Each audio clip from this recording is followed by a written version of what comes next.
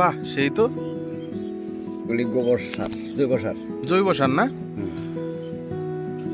আসসালামু আলাইকুম। দেশ ও দেশের বাইরের যে যেখান থেকে আমাদের আজকের এই ভিডিওটি দেখছেন, সবাইকে আন্তরিক অভিনন্দন ও শুভেচ্ছা জানিয়ে আজকের ভিডিওটি শুরু করছি। আজকের ভিডিওতে আমরা কিভাবে গাছে কলম করতে হয় সেটা দেখানোর চেষ্টা করব। অনেকেই হয়তো কলম বলে বা কলম বলে, এটা আসলে কি অনেকেই জানেন না। জিনিসটা হচ্ছে আসলে একটি গাছ থেকে আরেকটি নতুন গাছের সৃষ্টি করাকে মূলত কলম বলা হয়। তো এই যে উনি হচ্ছেন আমাদের অত্র অঞ্চলের বিখ্যাত নারায়ণ চক্রবর্তী কাকা। উনি শুধু এক বিষয় না, শুধু এই যে কলমকারক এরকম বিষয় না, অনেক বিষয়ে উনি বিখ্যাত। যেমন উনি মাছ ধরাতে বিখ্যাত, তারপরে কাঁকড়া শিকারি, কুচিয়া বা কুচে মাছ যাই বলেন ও শিকার করেন, তারপরে অনেক ভালো গাছে কলম করতে পারেন। তো আজকে কিভাবে গাছে কলম করে একটা লেবুর খামারে চলে আসছি আমরা, লেবু বাগানের খামারে। তো এখানে কিভাবে গাছে উনি কলম করেন ওইটা আপনাদেরকে দেখানোর চেষ্টা করব। ভিডিওটি সম্পূর্ণ দেখতে থাকুন।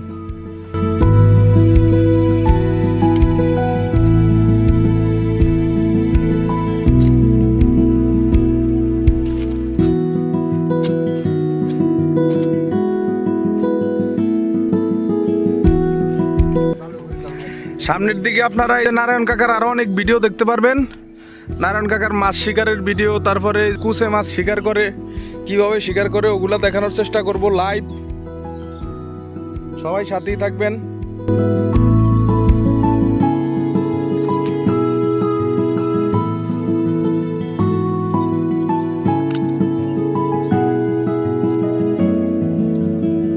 বাহ, সেই তো।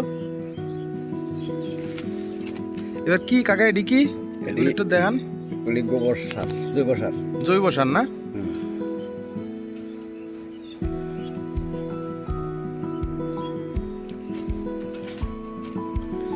আর এটা একটা পলি। পলি।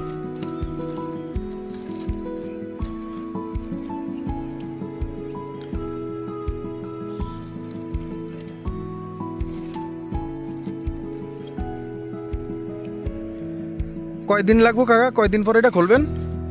15 দিন, 20 দিন। এখন এই দর্শক বন্ধুরা, এই যে 15-20 দিনের ভিতরে এই জায়গাটা দিয়ে নতুন শিকড়ের সৃষ্টি হবে। তারপরে এখান থেকে কাইটা নিয়ে মানে এই ডালটা অন্য এক জায়গায় রোপণ করে দিলি নতুন একটি চারা।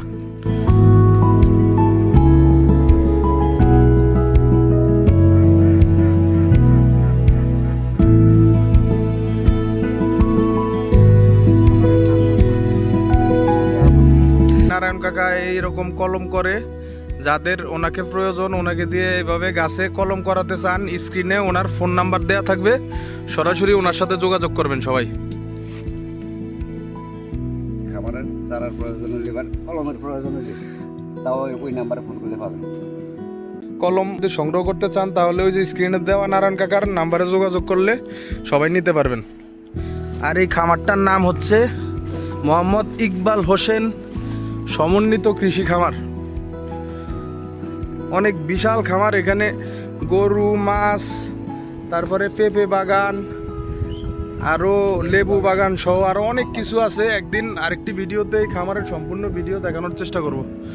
ভালো থাকবেন সবাই, আর নারায়ণ কাকার সাথে যোগাযোগ করবেন। আসসালামু আলাইকুম।